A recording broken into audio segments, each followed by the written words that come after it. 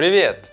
Меня зовут Сергей, и сегодня я расскажу вам историю.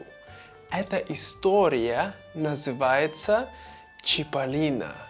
Чиполлино. Это история о маленьком мальчике-луковичке. Он лук, да? И история о том, как он боролся против злых, богатых людей и защищал бедных, то есть тех, у кого не очень много денег. Эта история основана на сказке итальянского писателя Джанни Родари. И эта история очень длинная, и есть много разных вариаций, поэтому сегодня будет моя вариация. И прежде чем мы начнем слушать историю, я бы хотел поблагодарить всех моих патронов. Нас уже больше 200 человек. Вау, очень круто! Спасибо вам большое, друзья, и, конечно, особенно спасибо Лиз и Джоэлу.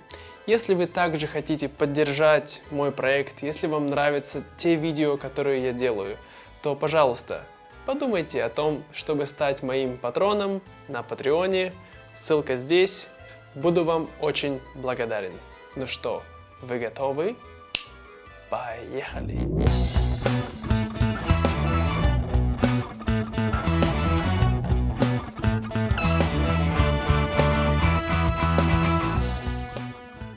Итак, эта история рассказывает нам о мире, мире, где все люди, они овощи или фрукты или ягоды. И в этом мире есть одна страна, называется Лимония. И ее принц этой страны, его зовут Лимон. Принц Лимон. Да? И в этой стране есть 3 класса людей. Да? Есть очень богатые люди, и они не очень хорошие. Это принц Лимон или сеньор Помидор. Вот. У них очень много денег, но они не очень добрые люди. Также у них есть стражники. Да? Это лимонная стража или лимончики. И они защищают, да? Защищают этих лимона, этих помидоров, да? И они бьют простых людей. И так вот, у нас 3-й класс – это бедные, да? Немного денег. Это бедные, простые люди. Да? Это простые фрукты и овощи, как у нас здесь есть, например, вот это лук, да, это груша, это тыква, а это кактус. И да, в этом мире очень много этих простых людей, но этих богатых немного, но все деньги у них. Вот так. Главный герой этой истории – маленький мальчик Чиполлино. Чиполлино, он мальчик лук, да, это лук, и у него есть отец Чиполлоне, и также у него есть 7 или 6 братьев и сестер, брат, сестра, да, и их зовут Чиполлотто, Чиполлетто, Чиполлуччо, Чиполлоччо и другие имена такие луковые. Однажды Чиполлоне и его сын были на улице. Да, здесь у нас есть улица. Вот. На эту улицу приехал принц Лимон. Да, он ехал на карете. Вот. И с ним были его стражники, да, лимончики. Так вот, он ехал по городу. А здесь было очень много разных овощей, да. Они все стояли здесь. Да, очень много. И случайно, не специально, когда Лимон вышел, да, смотреть на людей, Чиполлино, он наступил ему на ногу. А у него там была мозоль, да, мозоль. Вот у меня тоже есть мозоли. У него была там мозоль, и он ха-ха-ха, моя мозоль. И Чиполлино, он очень такой, он смеялся, ха-ха-ха-ха, и убежал. А Лимон, он не видел, кто наступил ему на ногу, но он сказал: «Кто это сделал? Наступил мне на ногу! Да? Как больно!» Ему очень больно. И он сказал: «Нужно поймать этого негодяя!» Негодяй, то есть нехороший человек. Вот. И лимончики стали бегать, искать. Но потом пришел наш старый Чиполлоне, и он сказал: «Прошу прощения, принц Лимон, это я наступил вам на ногу». То есть он взял вину на себя за Чиполлино. Да? И тогда Лимон сказал: «Я приказываю посадить его в тюрьму». Да? Посадить его в тюрьму. Вот, это тюрьма. И так и сделали. Посадили старого Чиполлоне в тюрьму, и он там сидел, бедный. Когда Чиполлоне сидел в тюрьме, к нему пришел Чиполлино. Да? Тут была дверь, такая дверь, и там можно было видеть. Вот, и он там сидит в тюрьме. И он сказал: «Папа, тебя посадили в тюрьму с преступниками, да? Преступники, да, это люди нехорошие, преступники, которые убивают, воруют, да, преступники». Он сказал: что ты, сын? Здесь, в тюрьме, только порядочные люди. То есть порядочные, значит, хорошие люди, честные люди. Он сказал: почему они в тюрьме? Он говорит: принцу Лимону не нравятся порядочные люди. В тюрьме сидят не преступники, в тюрьме сидят хорошие люди, но принцу Лимону они не нравятся. Вот, и папа Чиполлоне говорит Чиполлино: ты должен идти по миру и искать друзей. А Чиполлино говорит: папа, я тебе обещаю, мы тебя вытащим из тюрьмы, да, вытащим. Вот, поэтому он сказал это папе, и он пошел гулять по миру. И вот, когда Чиполлино шел по миру, он зашел в одну деревню. Да, у нас есть город и маленькая деревня. И в этой деревне был один тыква, старый кум тыква. Он строил себе дом. Да? Он строил себе дом, и он был очень бедный. То есть очень мало денег. Поэтому у него не было много кирпичей. Да? У нас есть кирпич. Да, это кирпич. Вот он, кирпич.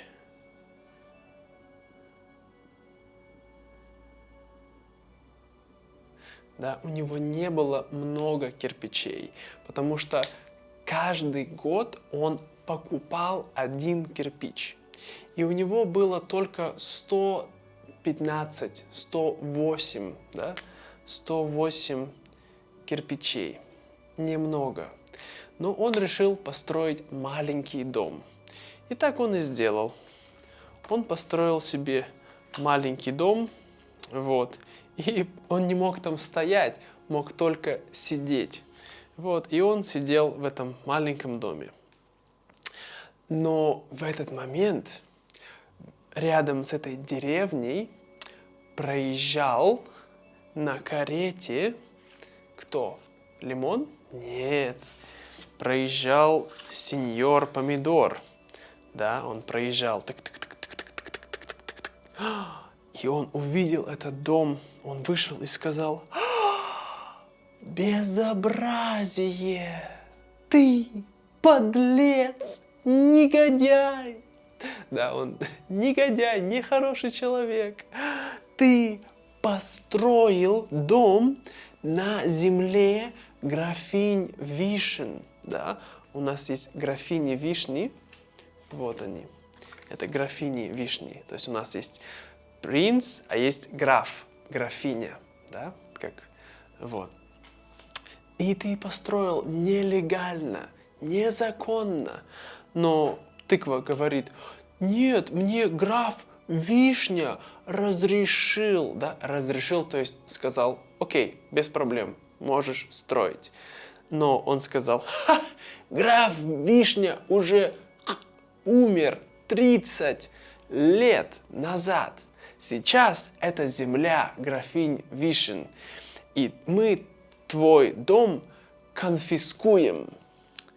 И в этот момент был Чиполлино рядом, и он говорит: негодяй, подлец, говорит Чиполлино. А сеньор Помидор слышит и говорит: кто? Где подлец? Где негодяй? Тогда Чиполлино сказал: а здесь, я вам его покажу. Он берет зеркало, у него было маленькое зеркало, и он показывает: смотрите, это негодяй. И Помидор смотрит в зеркало и видит свое лицо.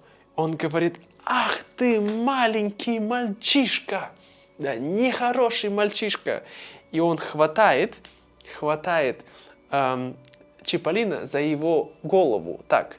А у него здесь лук, и тогда отсюда попадает ему в глаза, да, в глаза лук, и он начинает плакать. Вот. Он садится в его карету и говорит: ты поплатишься за это. То есть ты поплатишься, ты будешь платить за это. Вот. И он уезжает оттуда. А все люди в деревне говорят: о, Чиполлино, ты такой хороший, молодец, мы тебя любим, да? Потому что он прогнал сеньора Помидора.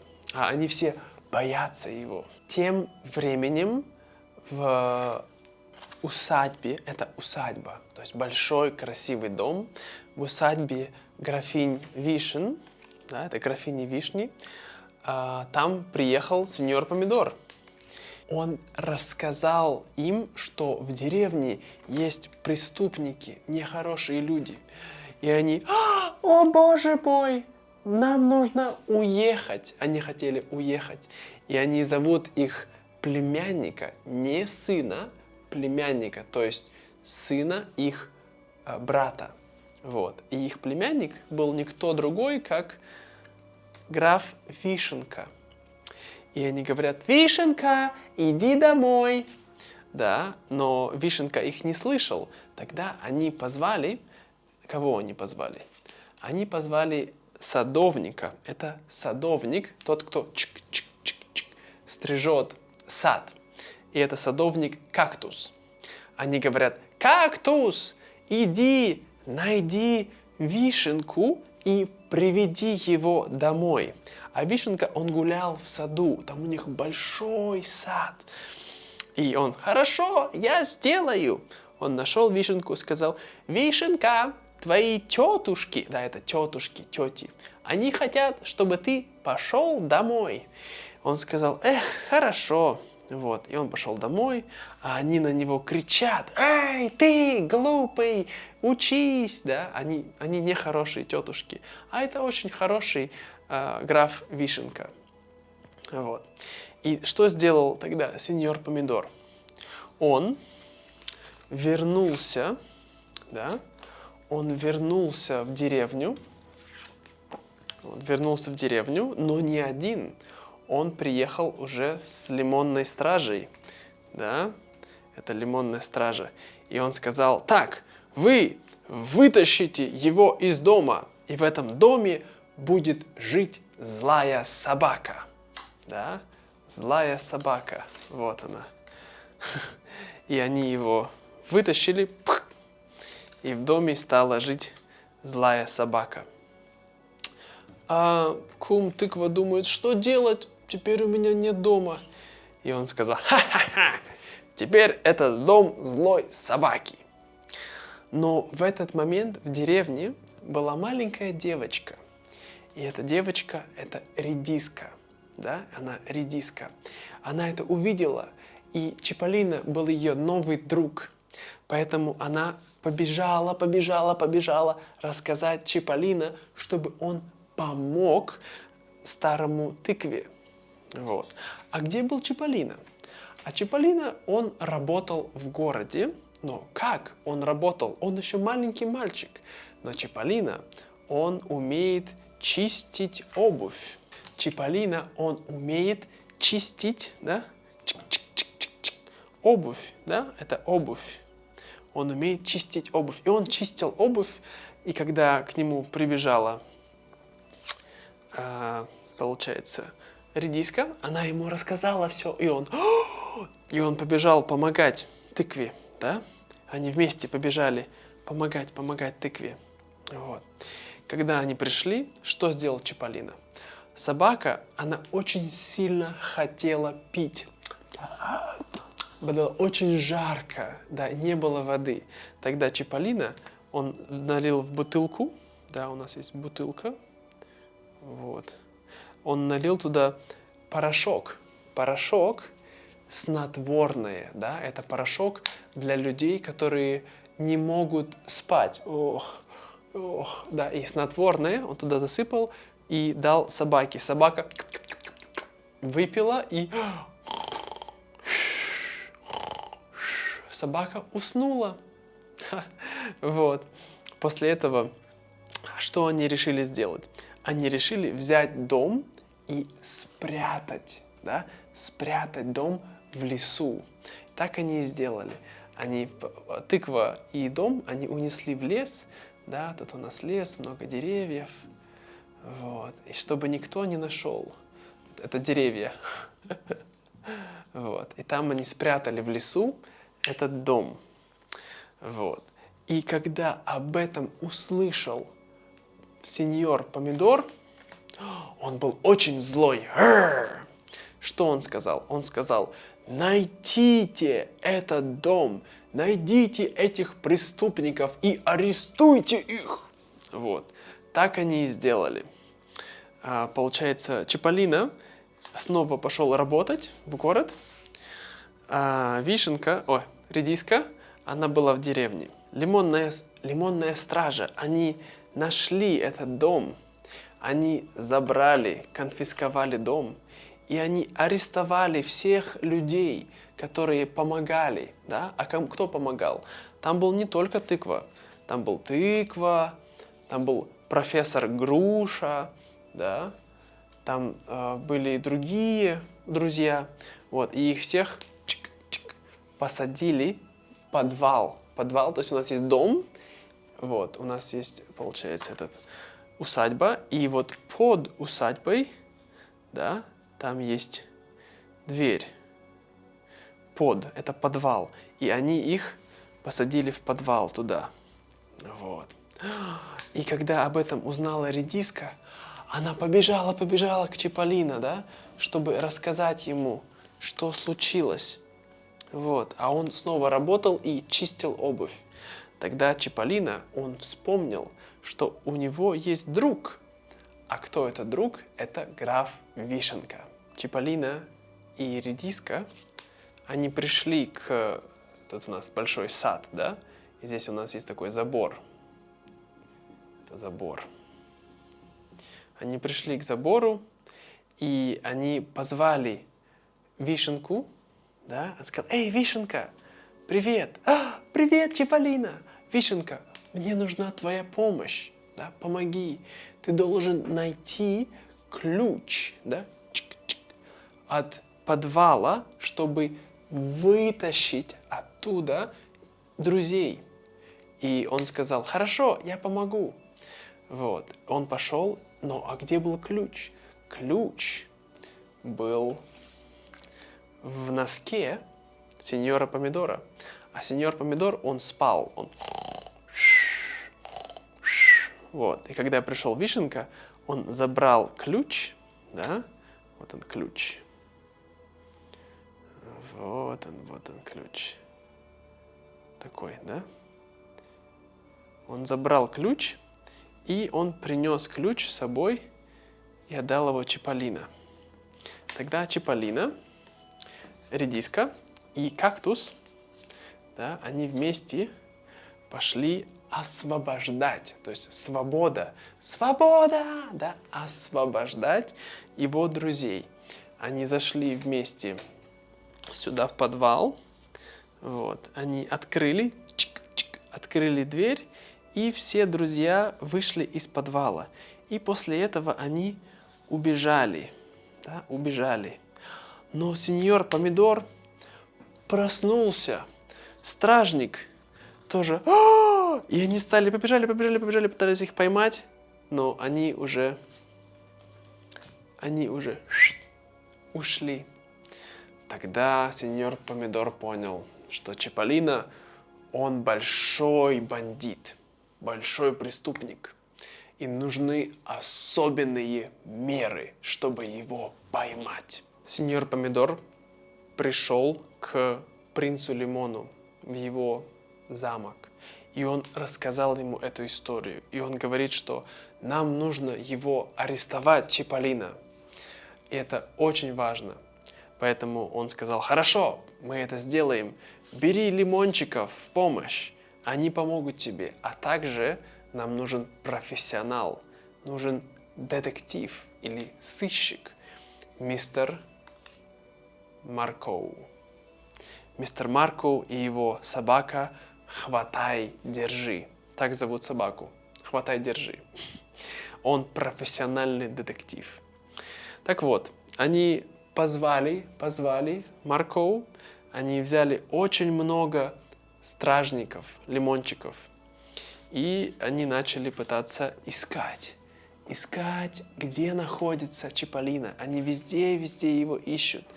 Они вешают плакаты, да, постеры в городе. Называется розыск. Да, розыск. Там нарисован Чиполлино. Вот он.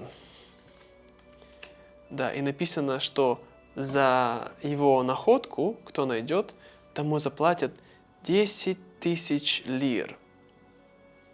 Да, лир. Лиры это деньги в Италии такие. Вот. Кто найдет Чиполлино, 10 тысяч лир. То есть Чиполлино в розыске. Очень серьезно.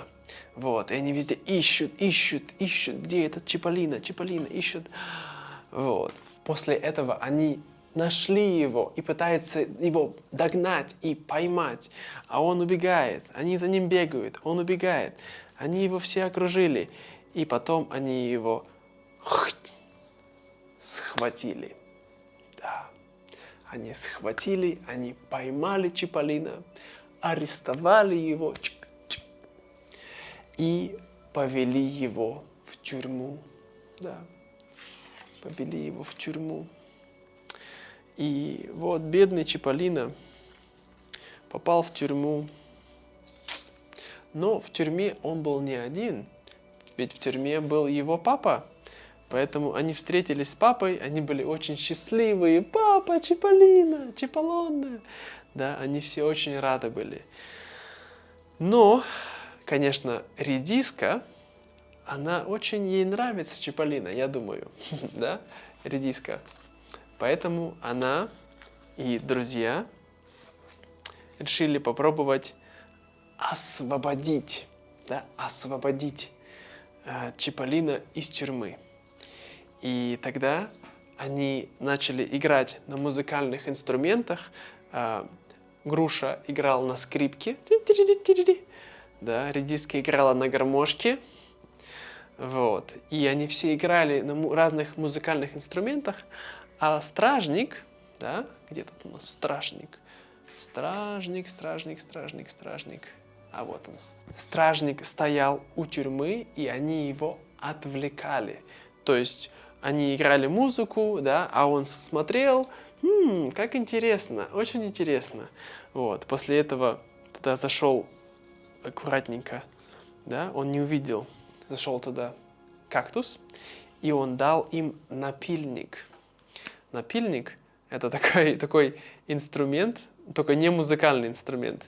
Это инструмент для работы. Вот. И он так... Да, этот инструмент помогает спилить решетку, да, решетку в тюрьме, и чтобы Чиполлино мог убежать. И Чиполлино так и сделал. Он спилил решетку, убежал, и он освободил всех людей, овощей из тюрьмы. То есть он открыл всех. Он взял ключи, да, ключ у стражника и всех освободил. И они все вместе побежали на площадь. В это время на площади принц Лимон говорил его речь.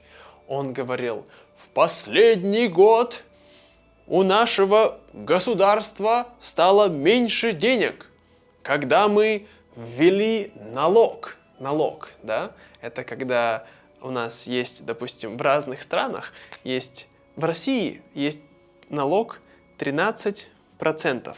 Ты берешь, у тебя есть деньги, и ты 13% даешь президенту, даешь нашему государству. Это налог. Так вот, они ввели налог на воздух. Воздух.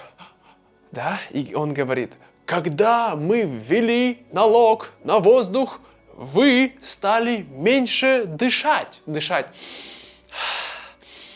Стали меньше дышать. Это возмутительно! Это нехорошо! Вот. И он также говорил про другие налоги на погоду. Если падает дождь, то вы должны платить 100 лир. Если падает сильный дождь, то 200 лир. Если это буря, 500 лир. То есть так много налогов. Они хотят, эти жадные, богатые лимоны, помидоры и другие нехорошие фрукты. Вот. А люди эти все слушают. И потом, когда Чиполлино прибежал, да, что они хотели сделать? Они хотели, у них была пушка, да, пушка. Они хотели взорвать дом старого тыквы, да, то есть они хотели, чтобы так. Но тут прибежали друзья Чиполлино, и все они стали защищать. И они говорят: нет, мы не дадим вам, вы злые, нехорошие люди, мы будем вместе защищать друг друга. Да? Тогда принц Лимон, он пытался сам запустить эту, да? У нас искра здесь у нас. Сам хотел запустить эту пушку, но пушка развернулась, да? И она ударила в Лимона. И он улетел далеко-далеко. Вот. И он умер. Тогда все люди объединились и побежали, и они стали: свобода, свобода, да? И они стали гнаться за помидором, за этими стражниками, а они все испугались и убежали из города. Да? И вот теперь наши друзья, теперь они свободны от этих злых, богатых правителей, вот, нехороших, которые только хотят много денег и ничего не делают. Теперь они решили построить новый большой дом для тыквы, и в котором они также смогут жить все вместе. Конец. Ну что, друзья, это была очень долгая история, но я постарался рассказать ее очень понятно, чтобы вы поняли, и в то же время я ее сократил. Но надеюсь, что вам было очень интересно. Как вы видите, это детская история, это аллегория на наш мир. И особенно это очень похоже на нашу современную Россию, к сожалению. Но также у нас есть известный мультфильм, советский мультфильм, который был снят по этой истории. Вы можете посмотреть его вот здесь, будет ссылка. Я всем рекомендую. И эти картинки, которые у меня были здесь сегодня, я взял из этого мультфильма. Ну что, друзья, учите русский, не будьте лимонами не будьте помидорами, а будьте как наш маленький Чиполлино. Помогайте друг другу, дружите и до скорого. Пока-пока.